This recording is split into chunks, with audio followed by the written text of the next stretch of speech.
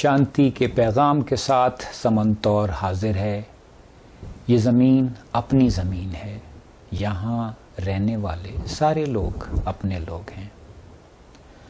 مجھے بچپن میں بتایا گیا تھا کہ پاکستان ایک نظریاتی مملکت ہے، اور میں نے یہ بات یوں مان لی جیسے چھوٹے بچے بڑوں کی ہر بات مان لیتے ہیں.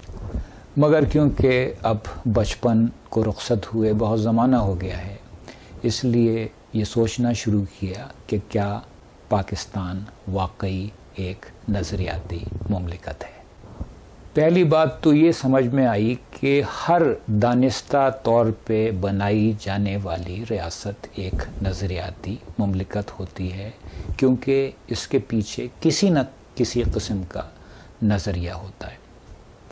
مگر بعض نظریات وسعت رکھتے ہیں اور دوسرے کوتاہ قد ہوتے ہیں.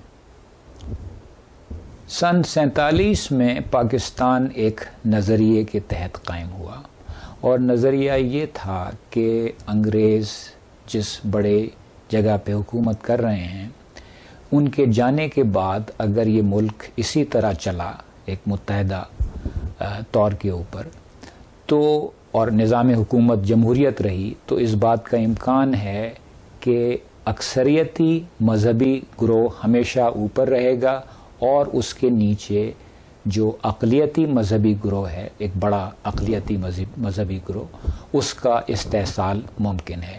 اس لیے جو بڑا اقلیتی مذہبی گروہ ہے اس کو ایک ایسی جگہ ملنی چاہیے جہاں وہ اکثریت میں ہو، اور یوں پاکستان وجود میں آیا. مگر سن 71 میں وہ نظریاتی مملکت ٹوٹ گئی، اور یہ بات سمجھ میں آئی کہ صرف ہم مذہب لوگوں کو ایک مذہب کی وجہ سے ساتھ رکھا نہیں جا سکتا، بلکہ معاشرے میں انصاف ہونا بہت ضروری ہے. آج یہ صورتحال ہے کہ جنوبی ایشیا میں 3 بڑی ریاستیں ہیں: بھارت، پاکستان اور بنگلہ دیش، اور ان تینوں میں مسلمان موجود ہیں.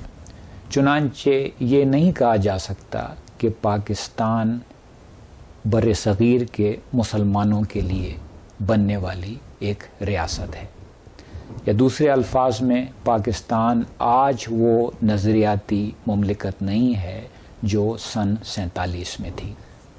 سچ یہ ہے کہ سن 71 کے بعد جو ملک بچا وہ ایک جغرافیائی اکائی ہے جہاں بہت مختلف طرح کے لوگ رہتے ہیں.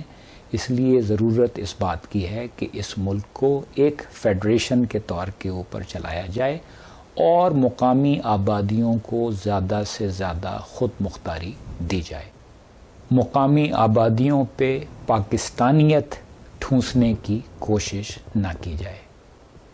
اور آخر میں کوئی بھی شخص جو روز عنقریب آنے والی اپنی موت کے بارے میں سوچتا ہے کسی دوسرے شخص سے نفرت نہیں کر سکتا. ایک اچھی زندگی گزارنے کے لیے آپ بھی ایسے ہی سوچئے. زندگی رہی تو اگلے شو کے ذریعے آپ سے پھر ملاقات ہوگی.